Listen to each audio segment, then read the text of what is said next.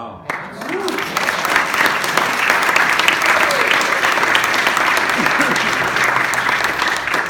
How old are you? I'm 16. 16, you sound great. Can we start again?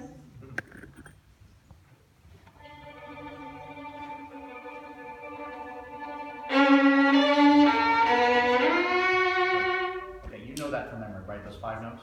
Don't look at the music. And you're hunching over. And if you hunch over, you're not using gravity as your friend. You're kind of going like this. But if you go like this, then you can just hang your arms from the bow. Have you ever pulled like a screen or like like sometimes they have maps, in a classroom and you have to pull it down? That sensation is the sensation of playing the violin. You have to be pulling down.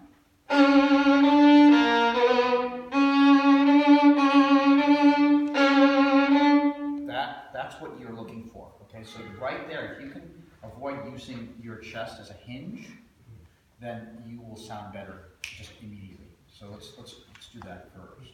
Don't look at the music. You already know those 5 notes. That's all we care about.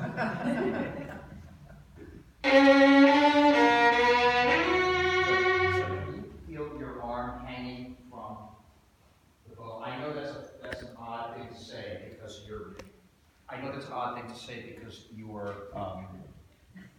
are actually obviously holding the bow up. But I want you to feel the weight here. I want you to feel weight. Okay, do it again. Don't use your chest as a hinge. Good. Now just play the whole way. No, play, yeah. Now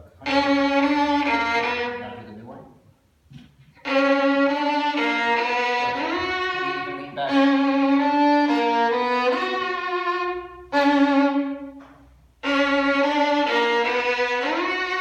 Good. Sounds better. Also, you're going to be more reliable because you're not as tense. Let's try again.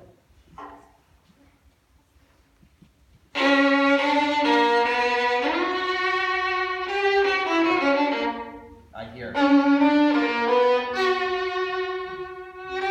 And then at the end of the note, it dies just a little bit. So if you can leave a little bit of reserve.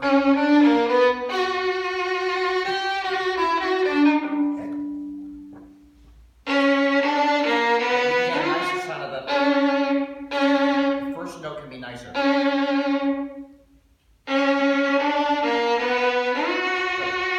want you to think of this. Put your bow on your string. Play this way. Yeah, because I want you to use this part of the violin, the C part. Not so much pressure.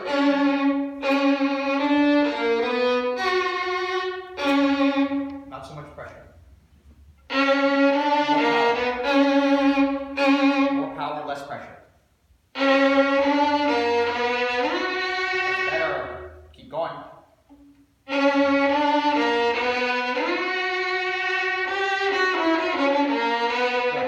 Now let's get everything in tune.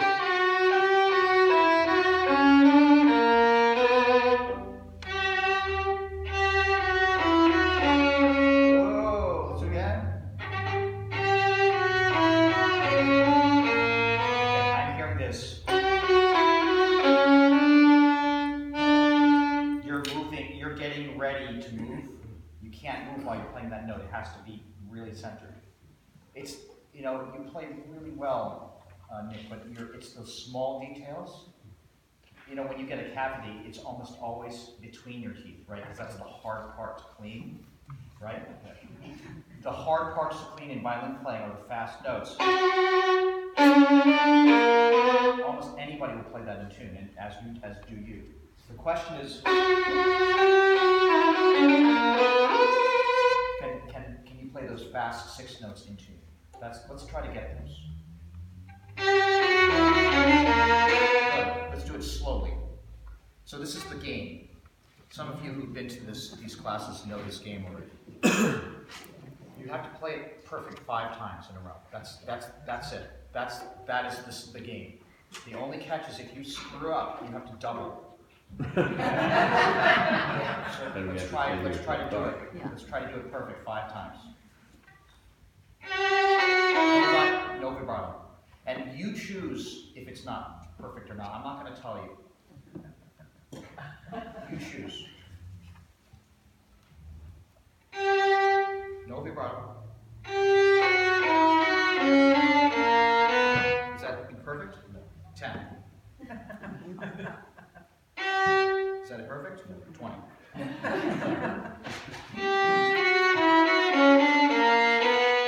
Good. Is that perfect?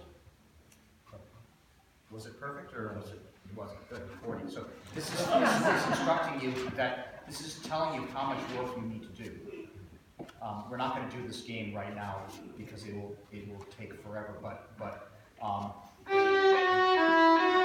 if the minute that you say to yourself, "This is good enough," you're really saying, "I'm not worth more than that.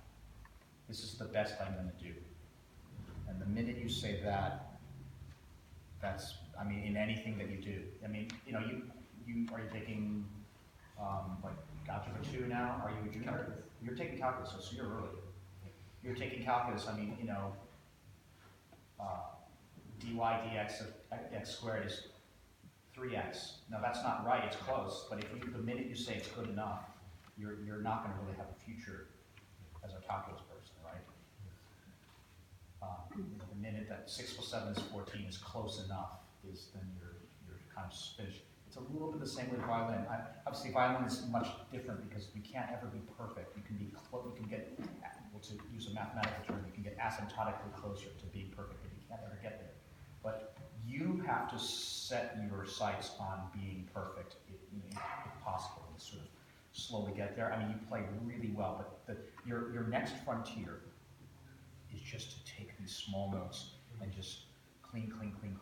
So this is what I'd like you to do. Let's just play.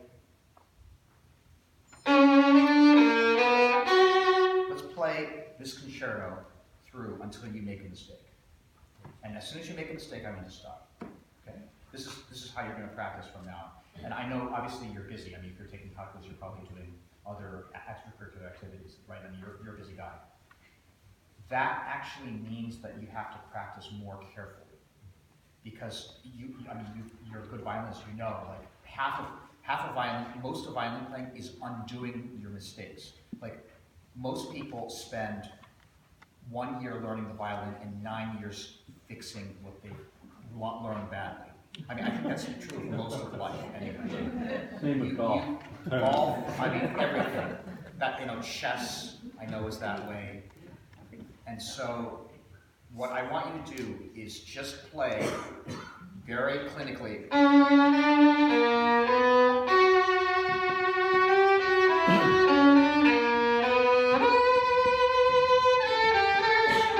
Okay, that's my first mistake. So I'm going to practice until there, and I'm going to try to get to 5. Just adding that one note. And then, once you master that note, let's call that note 15 or whatever it is, then you go to note 16, and then you add that note, and then you add that note, add. But you're not learning. So at this point, is this a calculus? Like this is first semester calculus for you right now? So have you learned integrals yet? Okay, you're not going to learn integrals until you know how to take the derivative, because it's backwards. If you don't know how to take a derivative, then you're kind of stuck. You have to do that well. We can't play the 16th note until we play the 15th note well. So let's just play, and let's just do a diagnostic. Let's figure out where we are. Let's take stock of where we are with this concerto. So start from the beginning. Yeah, it's better because the vibrato, you want vibrato because that kind of, it's like airbrushing, right? I mean, it kind of just, it smears over everything, so you can cover yourself. Let's do it without vibrato for now. And I'm saying this specifically to you because you're so busy, and also because you're an ambitious person, you're smart, you're junior, taking calculus.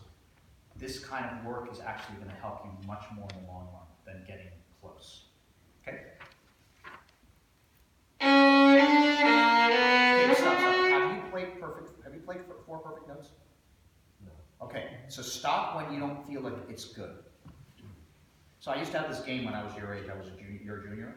I had this game where I imagined, I probably shouldn't say this out loud, but I will. I used to imagine that there was a gun, and it would go off, not if I made a mistake, but if I made a mistake and didn't acknowledge it. And I know that sounds very twisted, it is. But I imagined that there'd be a gun and it would go off if I, it's okay to make a mistake, that's not against the law. What's against the law is to make a mistake and then ignore it and pretend it didn't happen. It's actually a form of dishonesty, it's a form of lying. So if you say, oh, okay, I made a mistake there, okay, you don't get angry at yourself, you say, okay, fine, I made a mistake there, good, let's address that. And I would just go until that mistake and try to sort of plow through that mistake and get it better, get it better. The minute you start accumulating mistakes, like it's like you're driving, do you drive yet? Okay, you're gonna, I mean, at some point you're gonna take driver's ed. One of the things about driving is if you hit another car, you have to stop. Otherwise it's called hit and run. It's a felony.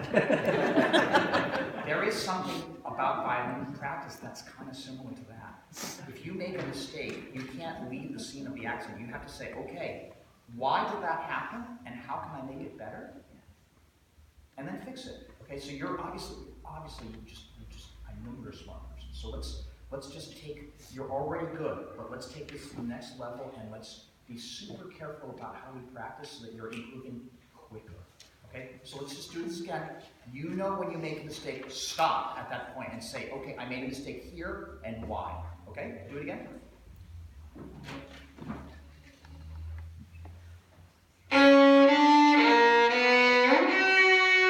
What happened? You stopped. Why? What happened? The F sharp was? It was sharp, and then you adjusted it. Right. So what he did was he played. He typed. Okay, you typed Nick, but you went N-I-V-K, and then you hit the bass. So what we need to do is learn how to go from the I to the C without making a mistake. So let's do this.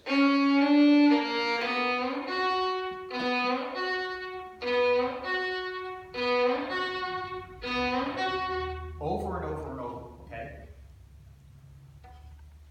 No, but it has to be the same bowing, otherwise your body's going to memorize it.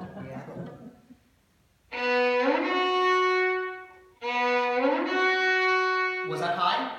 A little bit, okay. This is the part that's real important, okay, because we're out of time. If you call it okay, if you call that good enough, that's how good you'll be. Does that make sense? If you say, okay, yeah, fine, whatever. It's like if you're cleaning your room. And if you say, you know what, that's good enough, then that's it. It's only going to be that clean. But if you say, you know what, that's not good enough because I want it to be better than that, then you will be better than that. You choose how good you get. Does that make sense? And obviously you're choosing to be a smart person and play the violin well, but I'm saying choose to play the violin even better than that. And it really is a choice. Okay, just keep up the good work. Let's just go through the concerto. Stop when you feel like you've made a mistake. Keep your standard as high as possible, and then just attack, attack, attack.